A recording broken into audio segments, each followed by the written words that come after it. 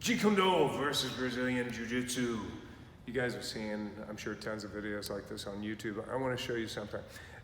This is a video I found on YouTube uploaded by Kune, and it is traditional Wing Chun stylist versus a Brazilian Jiu-Jitsu practitioner. So take a look at this.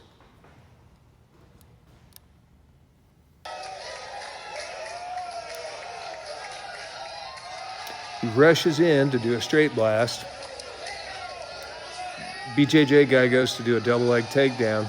Side control, gets a knee on top of him, ground and pound. Guy flips, sinks a choke in. Uh-oh.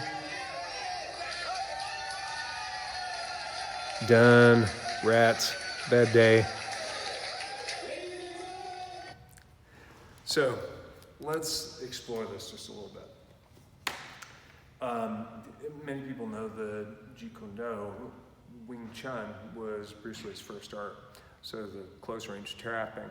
One of the primary principles in Wing Chun is the straight blast, which is basically just drive ahead, be aggressive, and go after the attacker.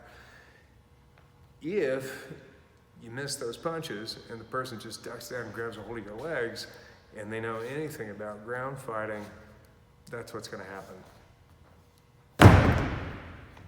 So in Jeet Kune, and the important thing, I kind of tricked you guys a little bit, it's not really Jeet Kune versus Brazilian Jiu-Jitsu, because that's actually absurd. One of the wonderful things about the UFCs is that they sort of laid to rest a lot of the baloney about magical martial arts. So one of Bruce Lee's principles and the whole idea behind this was what is effective in a real fight. So Brazilian Jiu-Jitsu, clearly effective in a real fight. You really have to give it to the Gracies. And everybody said, wow, I have a deficiency in my game. I need to learn how to get on the ground. In Jeet Kune, it's about being adaptable. How can you integrate something where you have a weakness, and how can that be used, and how can we actually look at that and analyze it so that we find out it's something that is useful given a certain series of circumstances. You think about Bruce Lee training with Gene LaBelle on the set of The Green Hornet. Judo Gene LaBelle, one of the best in the world as a grappler and a judo stylist. Bruce Lee said, let me learn that. Let me take that in and integrate that into my own development as a martial artist. And that's the whole point of Jeet Kune, is to constantly evolve, constantly adapt, but fall within a certain series of principles that have to do with economy of motion, longest weapon to the closest target, simplicity, being able to use what actually works given the appropriate circumstance. So if I'm up like this, I'm doing all my shadow boxing, I'm practicing long-range fighting, boxing, kicking, elbows and knees that come out of the Muay Thai. An elbow is an elbow, a knee is a knee, whether it comes from Muay Thai, whether it comes from Kyokushin, whether it comes from Wing Chun, who cares? It's an elbow. And we have a certain amount of limbs that we can use for striking techniques, and it's all about timing, distance, and biomechanics.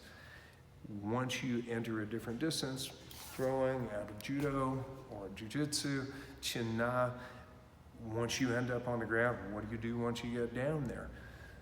So the BJJ is extremely effective under those circumstances. So what makes BJJ not effective depends on context. You know, my old jiu-jitsu teacher was an ex-special forces guy back at the beginning of Vietnam. People would ask him, what would you do about Ed? Because he does all the kickboxing, he does all the full contact fighting, all that stuff. So what would you do? He said, I'd stand back and shoot. Of course he would, because that's logical, that's self-defense. We have to put everything into context. So if you're rolling around on the ground with somebody and there are two other guys kicking you in the back of the head, that's a deficiency.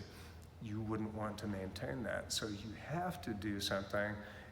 Maybe your best play is to get rid of one opponent or stick one opponent in front of the other and then run. Maybe sprinting is your best option. Maybe avoiding the confrontation to begin with is your best option. That's self-defense, self-preservation versus a contest of sport.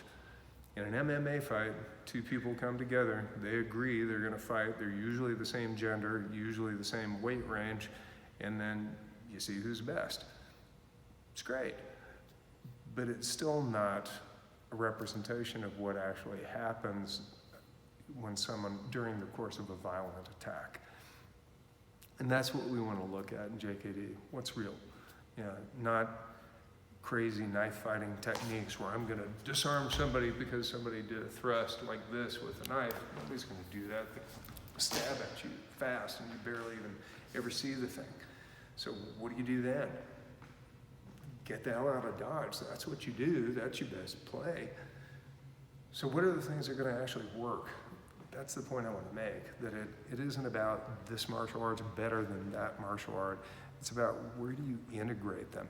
Where do you use a facet of that that's going to be useful under a given condition? And that's the essence of Jeet Kune Do. So I'm glad you guys were able to listen today. I hope you find it helpful, and I'll look forward to talking to you next time.